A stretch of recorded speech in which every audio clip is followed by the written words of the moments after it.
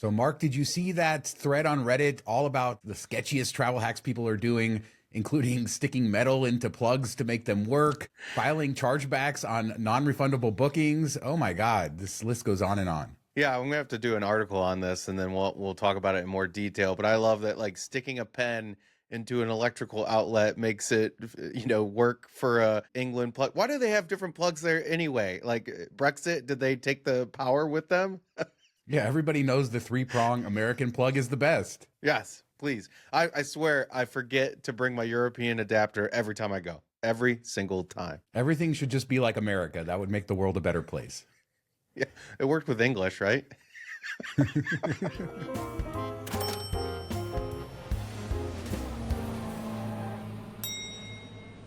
One of the cooler things in the travel space has been the progression of technology, and that includes like cool tools like flight simulators. And United is building a huge new training facility in Fairfax County, Virginia, that's going to be state of the art, training all their flight attendants, their pilots, everything else. And I guess they want the world to know all about it. I think American built a very similar new center down in Dallas a few years ago.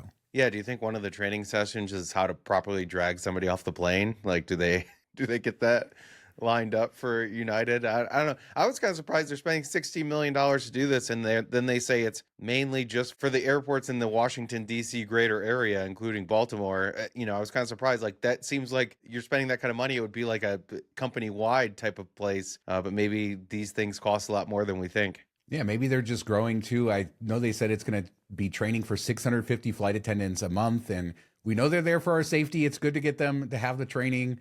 And I don't know, United, my last few flights with them, the customer service has been great, so I have no complaints there. So yeah, their reputation is changing. That's what they hope.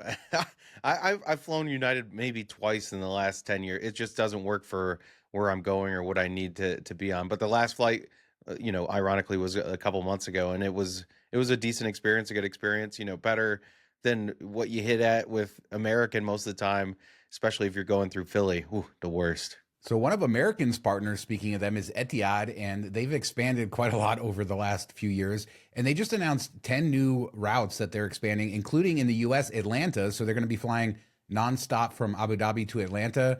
Other destinations include Hong Kong, Chiang Mai, Hanoi, Phnom Penh, Taipei, a lot of Asian, Middle Eastern cities. So not a surprise there. But Atlanta finally getting a big Etihad flight. Not a surprise. It's the busiest airport in the world. Yeah, I think that'll make it easy for a lot of people to get on there.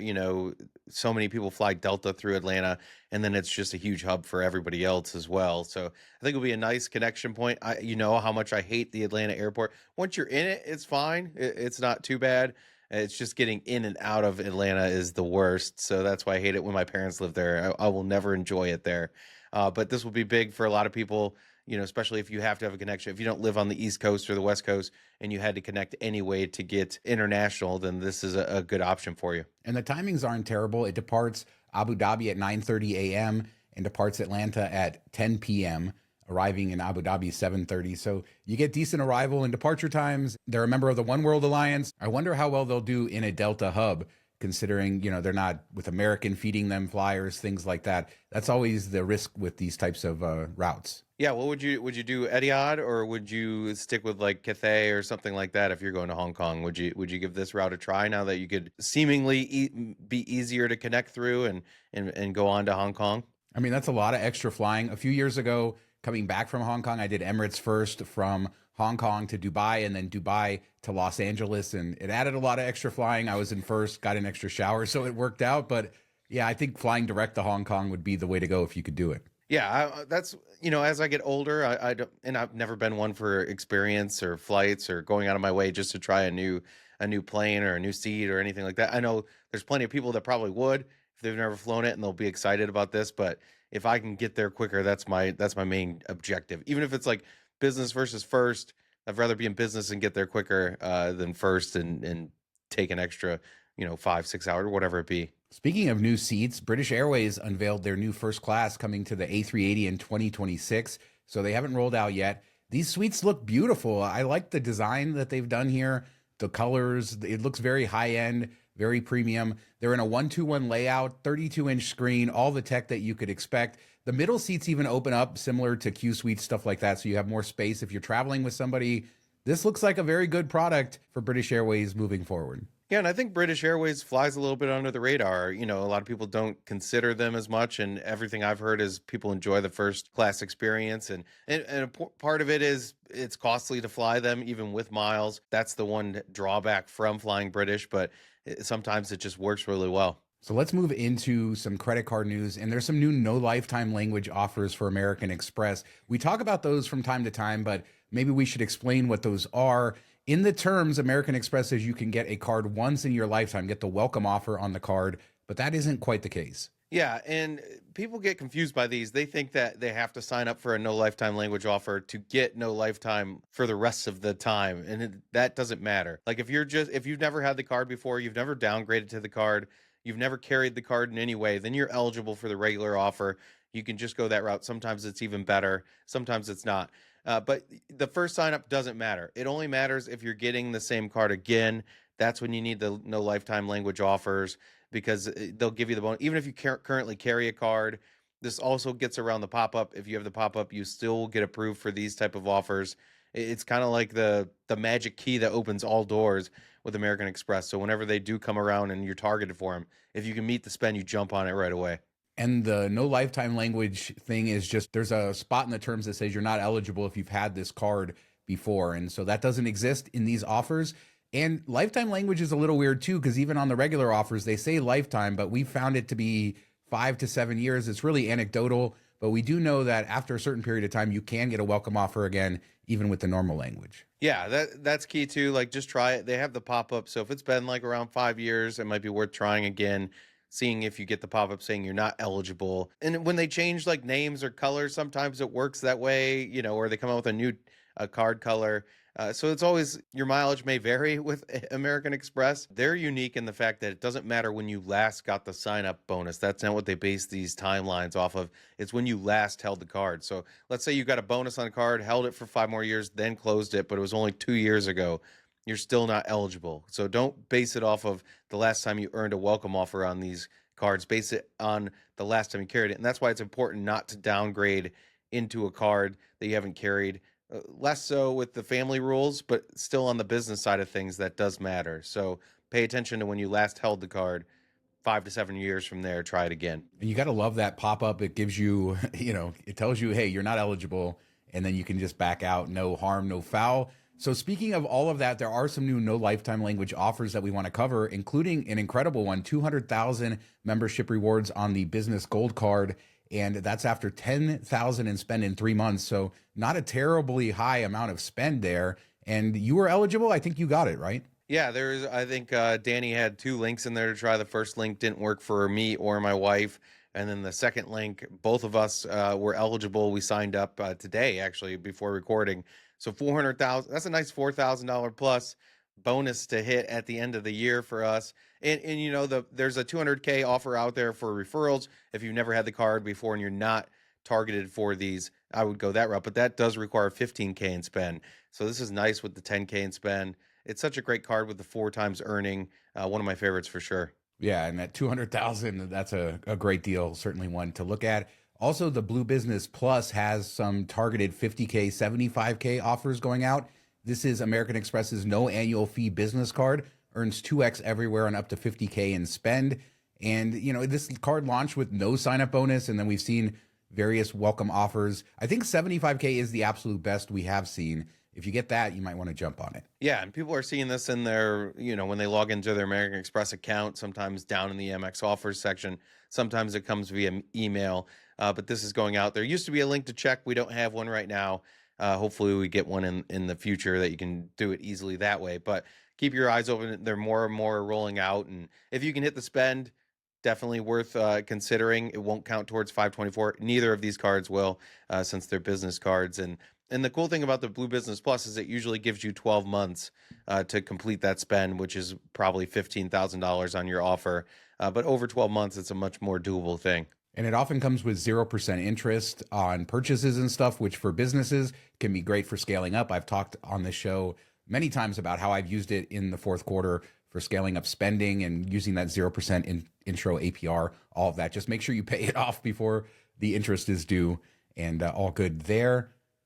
So it's the holidays, it's Q4, and one of our favorite deals is Target 10% off gift cards. I remember back in the day, Mark, where it was just unlimited, or they had a limit, but it wasn't tied to any account or anything. So you could just go into the store and it would take 10% off. So you could go to the self checkout, go to the electronics, and leave with thousands of dollars in gift cards at a discount.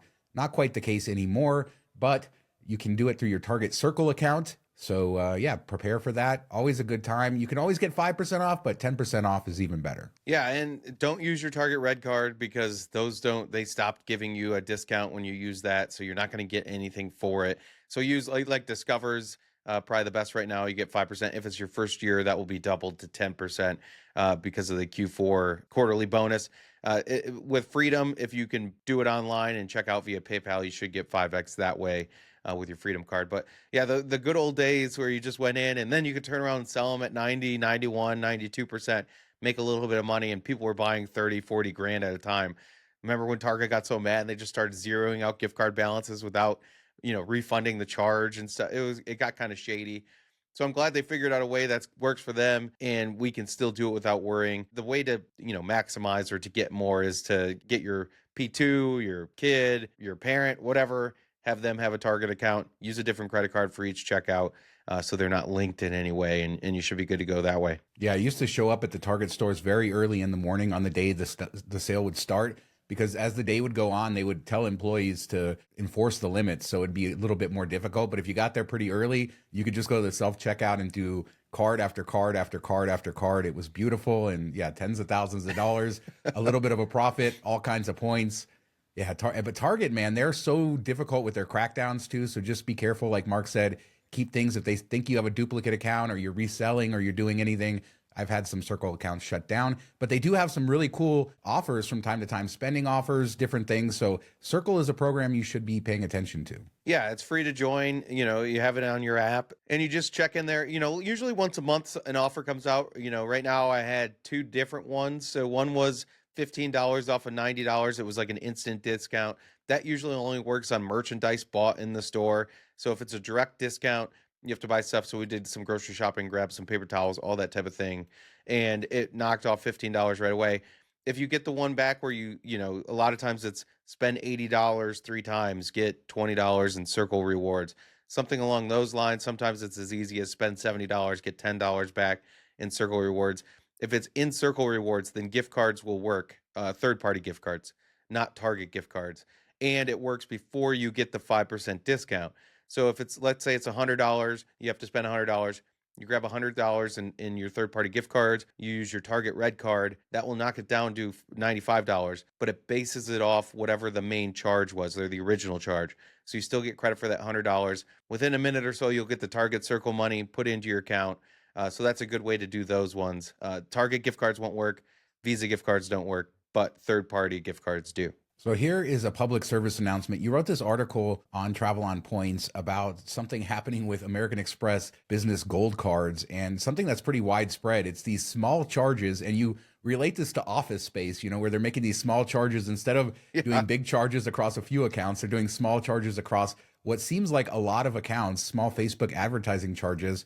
And some of the craziness that's going on with that, American Express not handling it well. And yeah, so what's going on? Yeah, so I've had this happen to 3 or 4 cards, some that have already been replaced, and it happened again just recently. And I had a buddy that was like, oh, 2 of my cards just got hit again. And it just randomly pops up Facebook advertising, doesn't give you any more specifics than that. It's usually like a $2, $3, $4 charge. One day, likely they'll hit again in another day or two. So you got to act a little bit quickly if you want to cut this off. And I've gotten to the point that I don't even fight them anymore because, I'll just eat the $5 or whatever. So it is working. The Office Space trick is working on me. They get their $5 minus whatever fees or whatever. They get paid. I just go into my account and mark the card as lost or stolen. They reissue me a new number, mail the card out within a couple days. So that's a way to get it. And then I get an email like the next day, like, hey, this charge was, didn't go through because you had a new card coming. So that's the way I filed a dispute, went through all the process. They denied it, in the past. So I don't even mess with it anymore. Other people have had more luck. Have you ever had this happen on your cards? I haven't. And this is a reason that you got to pay attention to your cards too. I imagine a lot of people have their cards on auto pay and they know what they spend roughly every month. So if it's off by a couple dollars, they're not even noticing it and going in. So that's probably why they're doing this. And it's crazy to think, as you say in your article, that American Express hasn't figured out a way to flag this, but maybe it's just, so much going on. And you don't want to like cancel your card and dispute. We have an article we talked about in MTM Travel where this guy had his card stolen so many times with Citibank that they canceled his account, stole 29 million thank you points. The banks don't like disputes. So do you really want to be disputing constantly and getting eyes on your accounts for a $2 charge? It just sucks all the way around. Yeah, they should have figured something out. This has been going on since, my first charge of this type was September of 2023. So over a year just for me. And I think it had happened several months before that to other people. Somebody did say that they were able to call in and put a block on their cards for any Facebook advertising charges, automatic block. So if you want to put the time in, that is an option. I'm too lazy to call. I try not to call as much as possible. So that's like the last thing I want to do. Maybe they could do it via chat. I don't know. Chat agents are hit or miss if they're, competent or not. So I wouldn't trust it too much, but that is an option if you're running into this. But yeah, I'm kind of over it, very annoyed. And so I just let them go through, rather, eat the $4, $5 versus deal with Amex and get them upset. And now for some cool the North America holiday train. Now I had never heard of this thing, and That's why I put it in there. Yeah, I saw you share it maybe on Twitter, or I saw it pop up somewhere else before it made it into the rundown. And it's been going since 1999. It goes all the way across Canada and then parts of the US. I think it ends up down all the way in Texas. I'll throw the map up on the screen for everybody to see. It raises money for food and feeding people along the way. It's really cool. And I think I saw it because it just went through Detroit, right? Yeah, and it comes through Detroit every year. Unluckily, we never get it to like stop. I don't know if they don't have a good place for it to stop. And actually, they do like live concerts out of the side of it. I had heard about it, seen it, but I never knew exactly what it was for. I thought it just like it was a regular train that they decorated for fun or whatever, but I didn't know it was raising money. And I think close to $30 million raised for food and all of that, which is amazing. And plus all the food that they've gathered. People will go, usually, a couple days ahead when it's going to be coming through Detroit. Goes right by the old train station, which Ford just redid, and it looks really beautiful. The backdrop of that's really awesome. People park all around it and just kind of admire it, and it's really cool to see it rolling through. And I wish that they had some type of setup where they stop, but it looks like there's quite a few places that they do put on a show or a concert. So definitely check out if it comes through your area. Yeah, there's tons of events that they put on, which is really neat. The old train station in Detroit has an interesting, cool history of itself. It's been abandoned for a long time. And then, as you said, they just redeveloped it. And that's one thing I want to go see. I got to get back to Detroit just so I can see the inside of the train station. Yeah, and I think the rumors are the top couple floors are going to be a hotel at some point. So if that ever happens, I think that'll be really cool, just steps away from Corktown, or kind of technically probably in Corktown. And Corktown has a ton of restaurants and bars, and a brand new Hilton as well that's very nice. So that whole area is kind of fun to hang out in. So I'm hoping that it's something, and maybe a Hyatt. Can we get a Hyatt? It'll probably be a Marriott. Yeah, you guys need a Hyatt desperately down there in Detroit near downtown area. But yeah, that holiday train looks cool. Let us know in the comments if you've seen it, if you know anything about that. The no lifetime language offers, do you take advantage of those? Let us know there. The fraudulent charges, everything else we discussed, leave a comment. We do 2 shows a week. Mondays, we do MTM Travel, our podcast. And then Wednesdays, we do this show, all the news that you need in 20 minutes or less. Leave a comment, subscribe to the channel, do all that stuff. Thanks so much for watching. Talk to you next time. Have a good week, everybody.